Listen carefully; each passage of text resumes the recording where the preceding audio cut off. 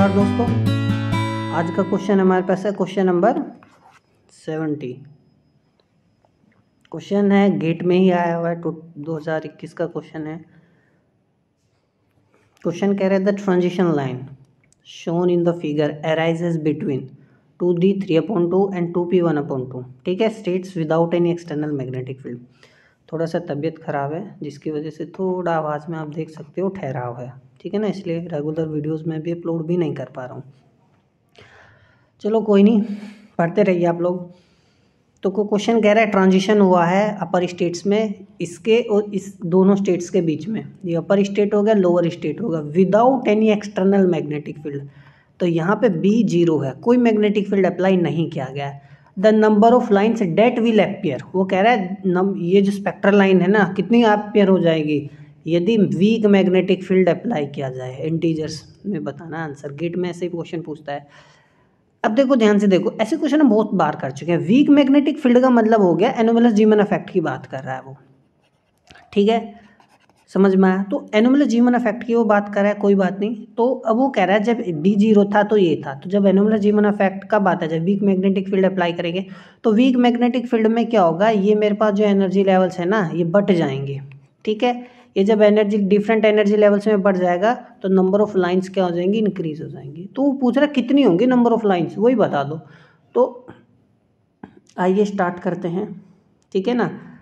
अब ध्यान से देखो इसको, देखो हमारे पास 2d 3/2 से 2p 1/2 के बीच में ट्रांजिशन हुआ है। और हम जानते हैं डिफरेंट एनर्जीज जो होंगी किसी भी इस स्टेट की वीक मैग्नेटिक फील्ड में, वो ये होती है हमारे पास एनोमलस जीमन इफेक्ट के केस में ये, ठीक है। तो हर स्टेट का क्या होता है, J और MJ अलग अलग होता है, तो हर स्टेट का वैल्यू भी क्या आएगा, एनर्जी का अलग अलग आएगा, ठीक है, समझ में आई बात। और इसी को हम मद्देनजर रखते हुए अपने क्वेश्चन को सोल्व करेंगे, समझ में आया, कोई दिक्कत है। अच्छा अब देखो यहाँ पर 4 2d 3/2, यहाँ पर J का वैल्यू कितना है, 3/2 है। तो मेरे पास MJ देखो कितना आ जाएगा, ठीक है। तो -3/2 -1/2 0 1/2 और 3/2 ये आएगा। और 2p 1/2 की यदि बात करें तो यहाँ पर J का कितना वैल्यू आएगा, 1/2 है। तो MJ कितना आएगा इस स्टेट के लिए, -1/2 और 1/2। अब देखो सिलेक्शन रूल क्या कहता है, सिलेक्शन रूल ये कहता है जो मेरे पास डिफरेंस है, अब देखो इससे इसके बीच में ट्रांजिशन हुआ ना, तो ट्रांजिशन इन जो ये 4 स्टेट मुझे ऊपर मिली, 5 स्टेट मुझे ऊपर मिली है ना, और ये जो 2 स्टेट मुझे नीचे मिले, इनके बीच में ट्रांजिशन होगा। तो क्या होगा, जो डेल MJ होगा मेरे पास वो 0 और प्लस माइनस के 1 होना चाहिए, ठीक है ना। जहाँ पर 0 से 0 के बीच में ट्रांजिशन नहीं होगा, इफ़ डेल J जो है 0 आ जाए, तो ये कंडीशन होती है। बहुत से बच्चे सोचेंगे नॉर्मल जीमन इफेक्ट की तरह, देखो डेल MJ एक बार तो 0 हो गया, एक बार +1 हो गया, एक बार -1 हो गया, तो 3 सेट मिल गए लाइन के जहाँ पे एनर्जी सेम होगी, तो 3 लाइन वो लिख कर आ जाएंगे। ऐसा नहीं है, ये नॉर्मल जीमन इफेक्ट का केस नहीं है कि यहाँ पे 3 आएंगे, क्योंकि हर स्टेट में ना J भी तो है, J अलग अलग आएगा, जिससे एनर्जी भी क्या आएगी, अलग अलग आएगी, समझ में आया। तो G factor plays an important role, जिसकी वजह से जो स्पेक्ट्रल लाइन्स है वो 3 से ज़्यादा उसमें स्प्लिट होती है, ये मैंने थ्योरी में भी आपको बताया था। तो ये दोनों इम्पोर्टेंट रोल प्ले करते हैं यहाँ पे, समझ में आया मैं क्या बता रहा हूँ, ठीक है। तो चलो अब बताते हैं अब इसको कैसे हम करते हैं। अब देखो मैं स्टेट बना लेता हूँ, ये हमारे पास हो गया ये, सॉरी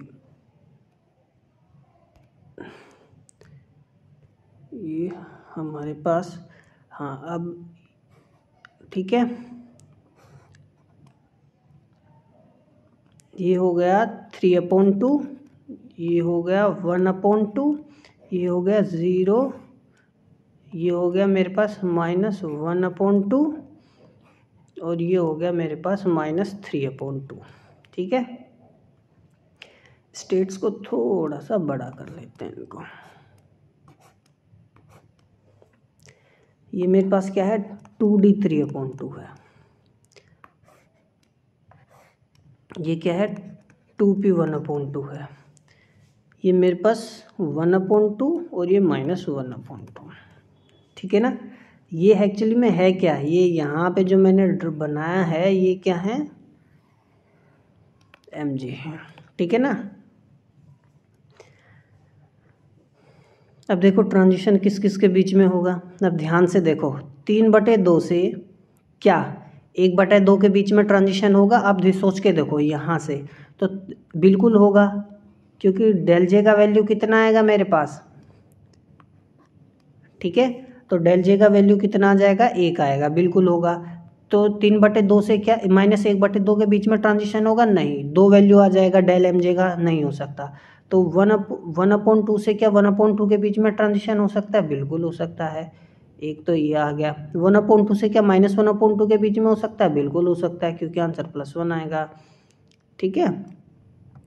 3 ट्रांजिशन तो यही हो गए। क्या 0 से 1/2 के बीच में हो सकता है, अब देखो 1/2 से सारे ले लिए, अब 0 से क्या नहीं हो सकता 1/2 आएगा, और 0 से क्या -1/2 के बीच में हो सकता है, नहीं हो सकता बिल्कुल भी, ठीक है। तो -1/2 से, अब तो 0 से नहीं हो सकता, इस पर आ जाओ, -1/2 से क्या 1/2 के बीच में होगा, बिल्कुल होगा, क्योंकि आंसर कितना आएगा -1 आएगा।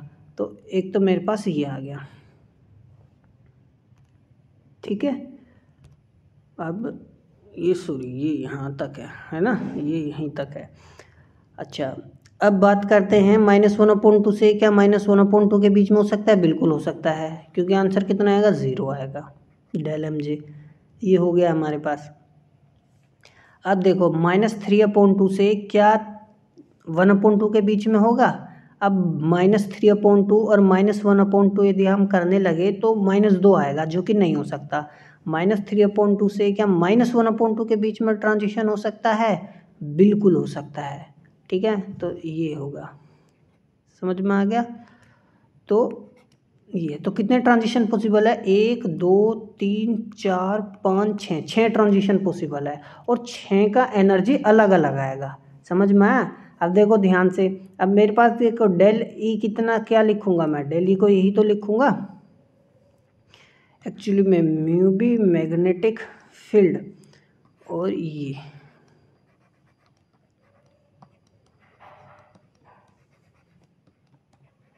लिखा जाएगा, ठीक है, समझ में आया। तो जे का हर वैल्यू अलग अलग, ये देखो जी का वैल्यू हर स्टेट के लिए ना, हर जो ये स्टेट्स हैं उसके लिए जी का वैल्यू अलग अलग होगा, तो एनर्जी भी हर एक के लिए अलग अलग आएगी। तो यहाँ पे हमने कितना देखा, हमने देखा 6, तो 6 स्पेक्ट्रल लाइन आएंगी और 6 डिफरेंट एनर्जीज होंगी। तो हमारा आंसर कितना हो जाएगा 6।